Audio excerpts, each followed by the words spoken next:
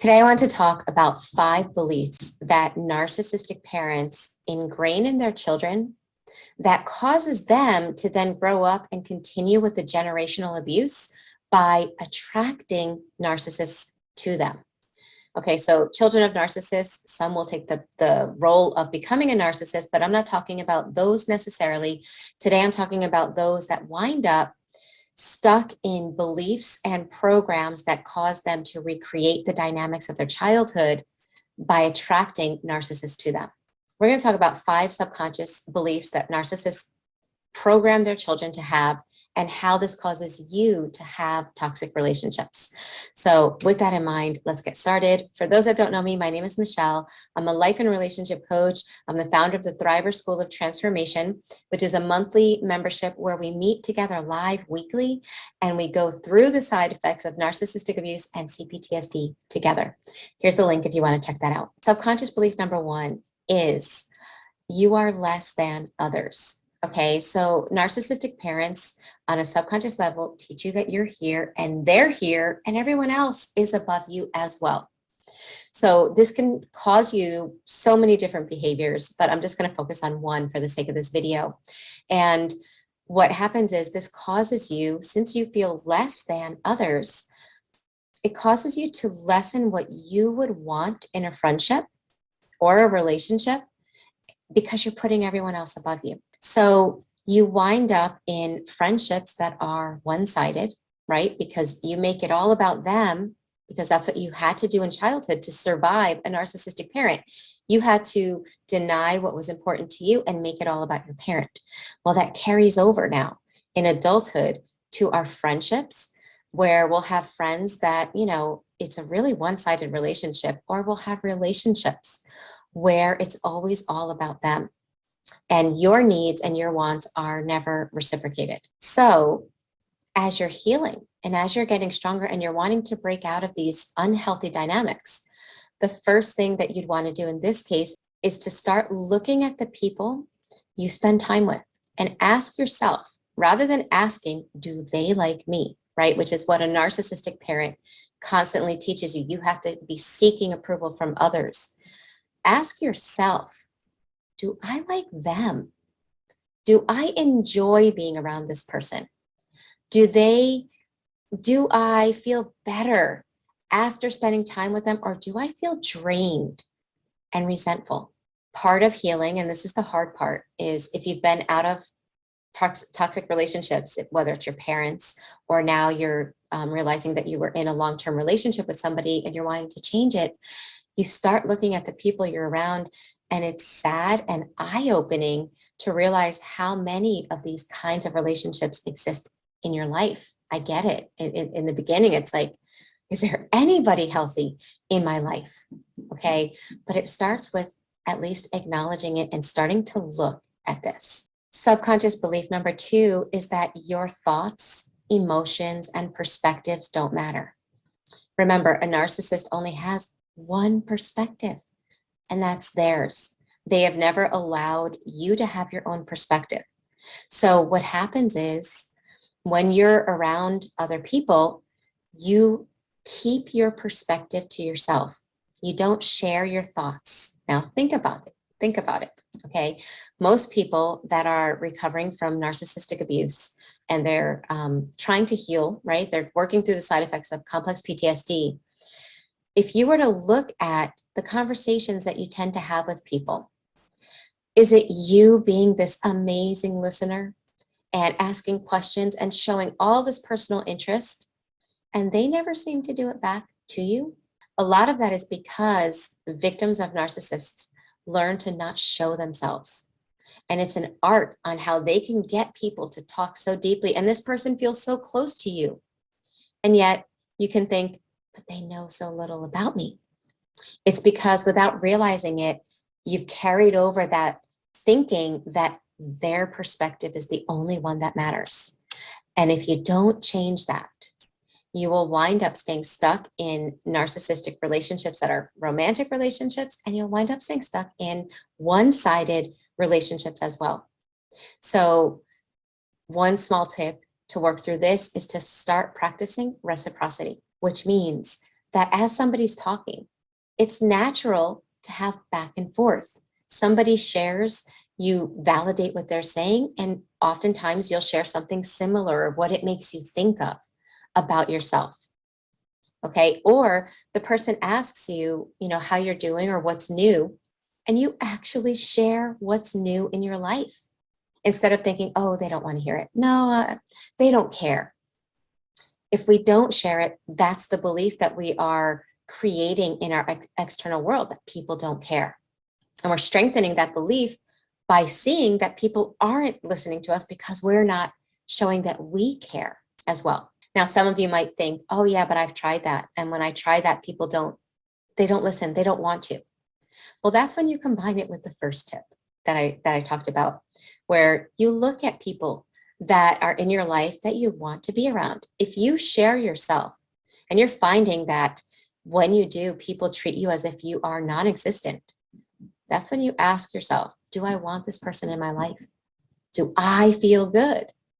And part of healing is letting go of things that don't serve you. It's hard in the beginning, but you will heal faster because you are now honoring and respecting yourself. The honor and respect that you're hoping others give you starts with when you start giving it to yourself. The third subconscious programming that narcissistic parents install is the fact that you're not allowed to have boundaries. You're not allowed to say no. You have to sacrifice your passions, your perspective, your free will to make that parent happy. That's what was ingrained in you. And because that parent was responsible for your survival, having boundaries or not being allowed to have boundaries was intertwined with the thought that, your survival was on the line. And so that becomes hardwired into the psyche. And now in adulthood, how that shows up is you don't have boundaries. You sacrifice self at the drop of a hat, and you're unable to say no. And this feeds toxic relationships because a healthy person wants the other person to have boundaries. It creates a sense of safety. You know who that person is, and it causes you to respect them because they are respecting themselves. Okay, but what happens if you've had narcissistic parents and you're not healed yet, so what happens in adulthood is that, you wind up being the friend that does everything for everybody. You're like at wit's end, you're exhausted, but everyone knows they could call you because you never say no. And you're giving and giving, but you're giving not just out of your surplus, you're giving out of your need, and then out of your lack for yourself. And so it never feels good. The problem is there's this subconscious belief that says if you don't do that, you're not worthy, you're not lovable, and you're not loved, you're not accepted as you are. And that's from childhood. And that's what's feeding those behaviors and those thoughts. So working through this one is challenging because it brings up emotional flashbacks.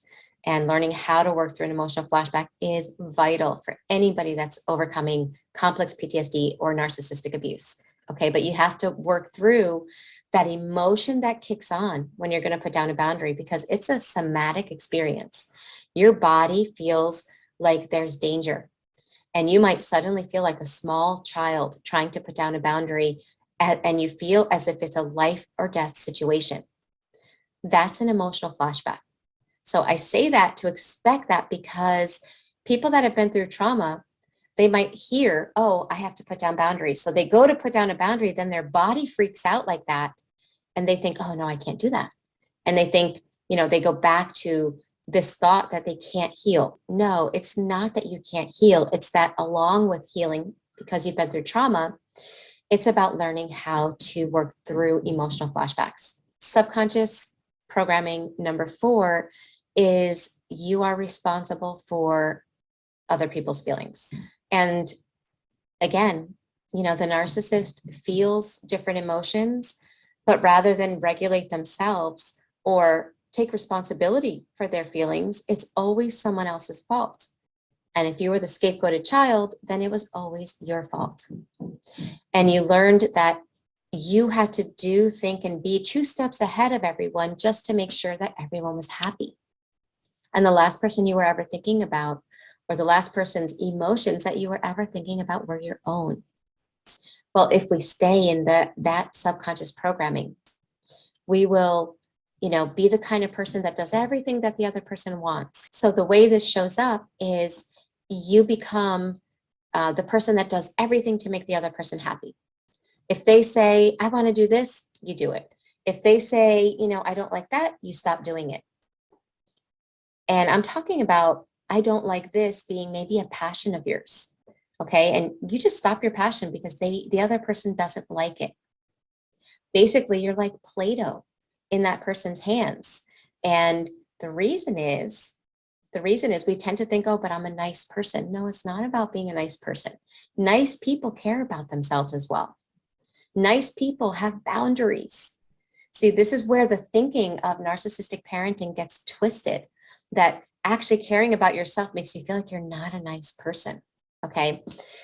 So the way this causes narcissistic relationships to continue is because the only kind of person that will be attracted to somebody that constantly sacrifices self for others is an unhealthy person. Okay, people that are whole want to be around other whole people because they bring something to the table and the other person brings something to the table as well. But if the other person can't hold on to themselves because they think that their job is to, be everything you need to be happy, then you're bringing something to the table, your likes, your passions, your wants, but they're not. And it's not healthy. It doesn't feel good for somebody that's whole. Okay, it gets boring. Not because women want guys that are bad or that treat them wrong. No, it becomes boring because the person's not bringing anything to the table because they're worried that the other person is not going to like it. The tip I'd like to give here is to start strengthening how you like you, how you value you, and the things about you that you like, because when you are fueling yourself from within, then you can share that with somebody else. And if somebody doesn't like you, it's not the end of the world. I know in childhood, if your parent didn't like you, that felt life or death because that parent was also in charge of your survival. But here's another way that emotional flashbacks keep us in child thinking in adult relationships. And those are the behaviors that attract toxic people. And we want to start working through them, letting go of those limiting beliefs and those limiting behaviors so that we can show up in a more autonomous and authentic way in relationships. And the last thing that I want to mention that narcissists program their children is to fear conflict and fear anger. And it's understandable. It's understandable because in childhood, if your narcissistic parent was angry, you experienced narcissistic rage when you were a child. And if you're an adult dealing with narcissistic rage, that's hard enough.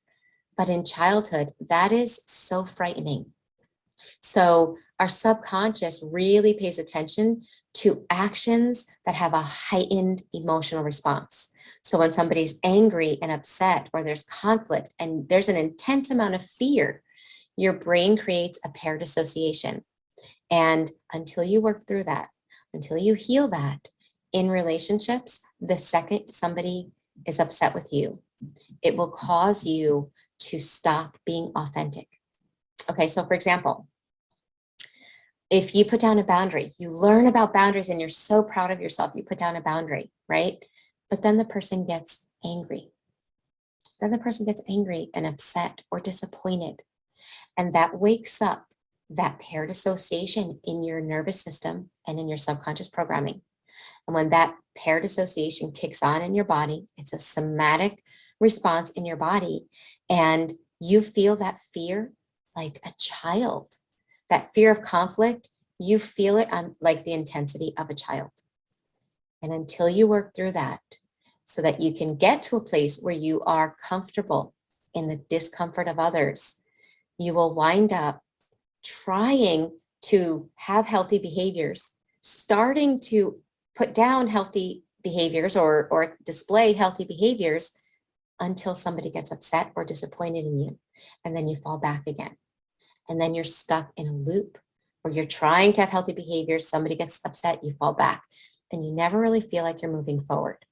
Okay, so again, starting to work through that is recognizing that the fear that's coming up really has less to do about what's happening in the moment and more to do with the unresolved fear of conflict that you had in childhood that you had to stifle.